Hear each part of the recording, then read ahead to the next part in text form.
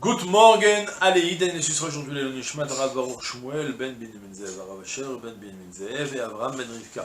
Si vous souhaitez vous aider une prochaine étude de Mishnah, contactez le 5 minutes éternelles. Nous étudions ma Sechet Turmot, Perek Aleph Mishnah Bet. Cheresh המדבר ואינו שומע לא יתרום, ואם תרם תרומתו תרומה. חרש שדיברו בו חכמים בכל מקום, שאינו לא שומע ולא מדבר.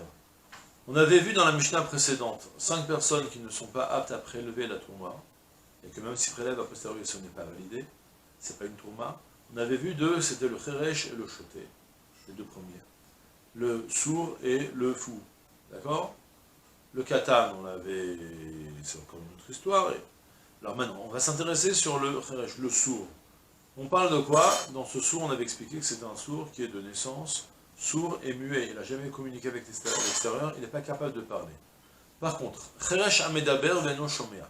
Si on a un sourd qui sait quand même parler, mais qui ne sait pas écouter, c'est-à-dire qu'en fait, il était, on parle donc forcément d'une personne qui a déjà communiqué avec l'extérieur, et qu'un jour il est devenu sourd, il n'est plus capable de s'entendre. Lorsqu'il parle, il ne s'entend plus, il n'entend plus rien, ni quand on lui parle, ni lui-même ne s'entend plus.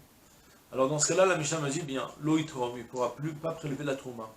Mais malgré tout, veimtaram, troumato, trouma. Mais s'il a prélevé a posteriori, sa trouma est une bonne trouma. On va expliquer pourquoi, mais d'abord je continue la suite de la phrase. Cheresh, par contre, le cheresh est dibrou b'chachamim b'chol makom. En revanche, le sourd qu'on a parlé, que Khamim ont évoqué dans tous les endroits, essentiellement dans la Mishnah précédente, on avait dit que le sourd, il n'est pas apte à prélever la trouma. On parle de quoi? On parle de Sheino lo shomea velo medaber, qui n'est pas apte à ni entendre et ni parler. Soit, s'il n'a jamais communiqué avec l'extérieur, il est sourd de naissance, ni sait entendre, ni sait parler. Alors dans ce cas-là, ça c'est le Cheresh qu'on a parlé, en général, qu'on a parlé d'un Cheresh qui était un fou, qui a le même statut que le fou. Le fait de ne pas avoir communiqué avec l'extérieur, ça fait qu'il ne s'est pas développé intellectuellement, il a un petit esprit.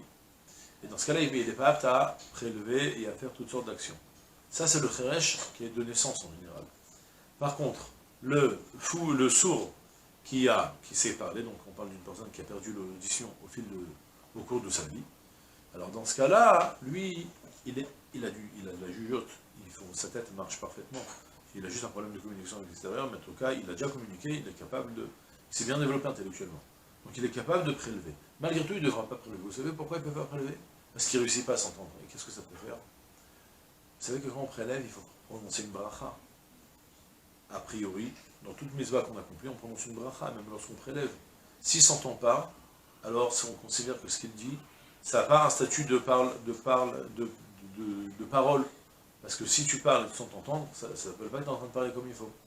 Puisque tu n'es pas capable d'entendre ta bracha que tu fais, alors on considère que ta bracha n'est pas bonne. Si elle n'est pas bonne, eh bien tu es en train de prélever sans bracha et on veut que tu prélèves avec bracha.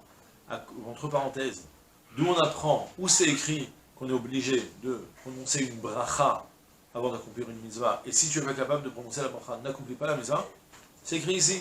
On ne va pas laisser le sourd, lui, prélever la trouma parce qu'il n'est pas capable de prononcer une bracha valable, parce qu'il n'est pas capable de s'entendre. Il y a la même chose qui se trouve dans Khala, c'est de là-bas qu'on déduit le devoir de faire une mitzvah avec une bracha, et qu'à posteriori, tu ne devras pas, a priori, tu ne devras pas éviter même de faire la mitzvah puisque tu n'es pas capable de faire la bracha, d'accord?